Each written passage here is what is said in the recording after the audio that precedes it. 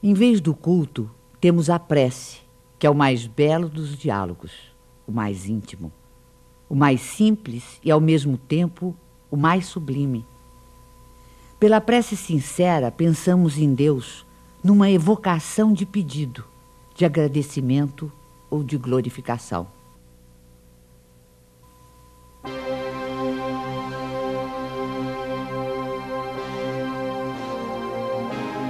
A história da ideia de Deus mostra-nos que ela sempre foi relativa ao grau de intelectualidade dos povos e de seus legisladores. Na antiguidade, Júpiter empunhava o raio, Apolo conduzia o sol, Netuno senhoreava os mares.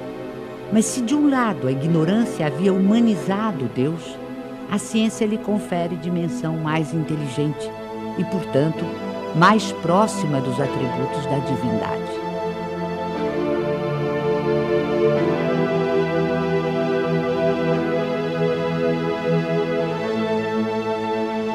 Racionalmente não é possível admitir um efeito sem causa. Olhando o universo imenso, a ordem e harmonia a que obedece a marcha dos mundos inumeráveis, olhando ainda os seres da natureza, o reino vegetal e os minerais, com suas admiráveis variedades,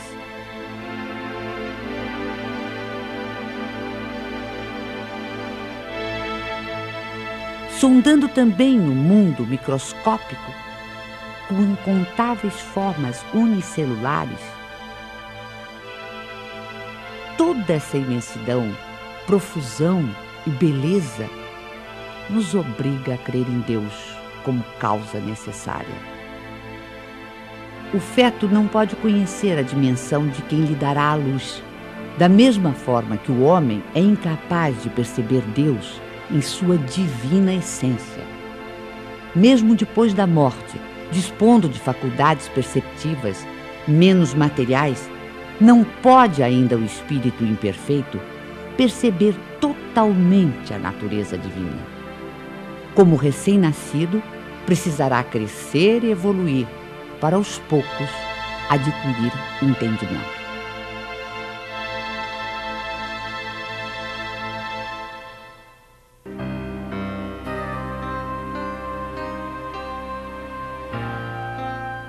No estágio evolutivo em que se encontra, é pelo sentimento, mais do que pelo raciocínio, que o homem pode compreender a existência de Deus.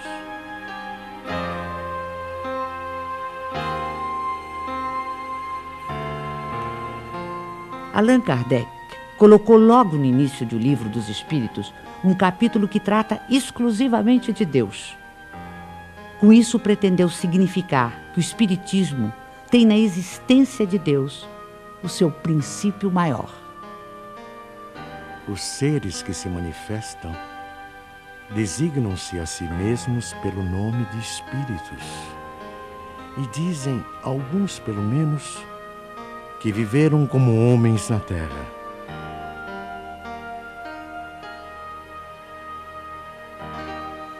Os principais ensinamentos que eles nos transmitiram.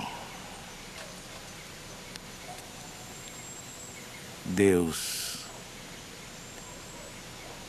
é eterno, imaterial, imutável, único, todo-poderoso, soberanamente justo e bom.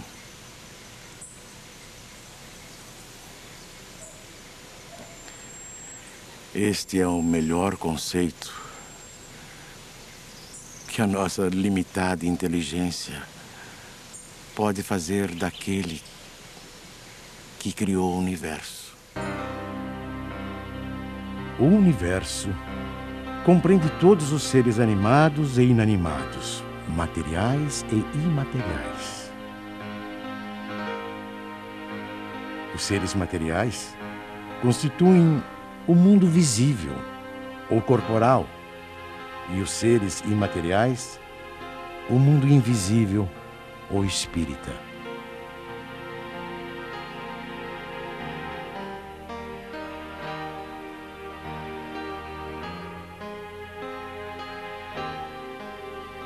O mundo espírita é o mundo normal, primeiro, eterno. O mundo corporal é secundário. Poderia deixar de existir ou nunca ter existido, sem alterar a essência do mundo espírita.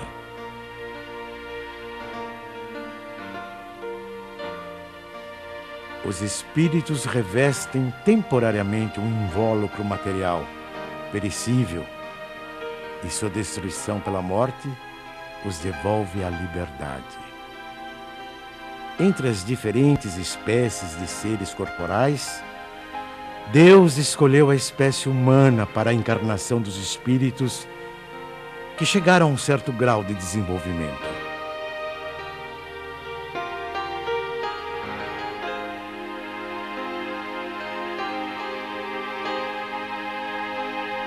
A alma é um espírito que encarnou e, portanto, um ser imaterial e individual que reside em nosso corpo e a ele sobrevive. Antes de se unir ao corpo, a alma é um dos seres inteligentes que povoam o mundo invisível. Ao revestir temporariamente um invólucro carnal, a alma adquire as condições materiais para se purificar e se esclarecer. A união da alma com o corpo começa na concepção, mas só se completa com o nascimento. O homem tem assim duas naturezas. Pelo corpo, participa da natureza dos animais, dos quais possui os instintos e o mesmo princípio vital.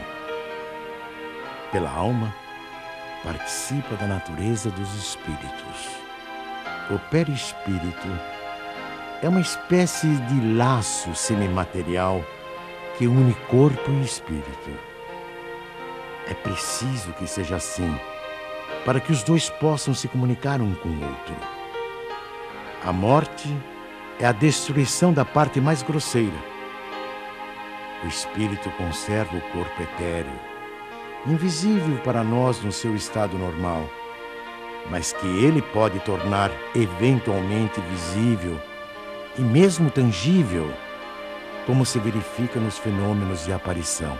O espírito não é, portanto, um ser abstrato, que só o pensamento pode conceber.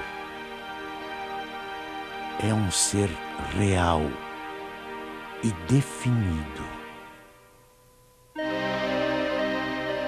As diferentes encarnações ou existências corpóreas do espírito são sempre progressivas e jamais regressivas.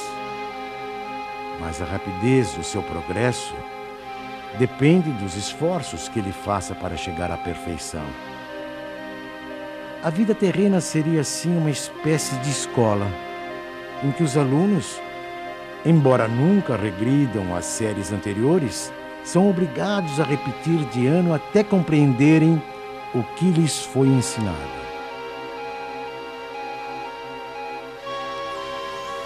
Sem as sucessivas provas das vidas corporais, não haveria justiça.